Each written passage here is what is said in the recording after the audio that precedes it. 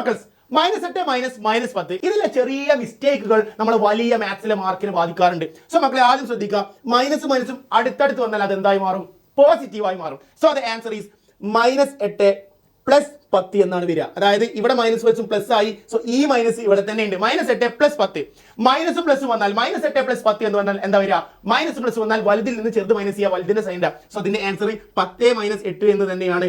10 8 കുറച്ചാൽ 2 ആണ്.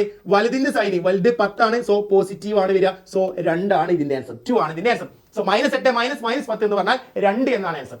സെറ്റ് ആണല്ലോ. അങ്ങനെയാണെങ്കിൽ ഒരു ക്വസ്റ്റ്യൻ കൂടി നോക്കാം. -6 - -4 എന്തായിരിക്കും മക്കളെ ഇതിന്റെ ആൻസർ വരിക? ഇവിടെ ഇതാ മൈനസ് ഇവിടെ എന്തായി? പ്ലസ് ആയി. സോ ദ ആൻസർ ഈസ് -6 + 4 എന്നാണ് വരിക. -6 + 4 -6 + 4 മൈനസ് പ്ലസ് വന്നാൽ വലുതിൽ നിന്ന് ചെറുത് മൈനസ് ചെയ്ത് വലുതിന്റെ സൈൻ. സോ 6ൽ നിന്ന് 4 മൈനസ് ചെയ്യണം.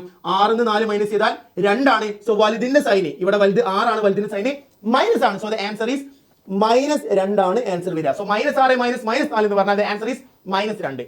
സെറ്റ് ആണല്ലോ. സോ ഇത് വളരെ ഇമ്പോർട്ടന്റ് ആണ്. ചെറിയ ഇക്വേഷൻസിന്റെ ഇടയിലൊക്കെ വരുമ്പോൾ ഒരുപാട് കുട്ടികൾ തെറ്റിക്കാറുണ്ട്. അപ്പൊ ഇതിലെ ചെറിയ മിസ്റ്റേക്ക് നമ്മളെ മാത്സ് മാർക്കിൽ വലിയ ഡിഫറൻസ് വരും. സോ മക്കളെ നല്ലോണം ശ്രദ്ധിക്കുക. സോ ഇതിന്റെ ആൻസർ എന്താ എന്നുള്ളത് നിങ്ങൾ കമന്റ് ചെയ്യണം. എത്ര പേര് കമന്റ് ശരിയാക്കേണ്ടത് നോക്കട്ടെ. സോ മക്കളെ തെറ്റിക്കാതെ തന്നെ നിങ്ങൾ കമന്റ് ചെയ്യുക. സോ ഇനിയും ഇതുപോലത്തെ ഹെൽപ്ഫുൾ ആയിട്ടുള്ള വീഡിയോസ് വേണമെങ്കിൽ അത് നിങ്ങൾ കമന്റ് ചെയ്യണം. സോ അടുത്ത വീഡിയോ വരാം. ബൈ.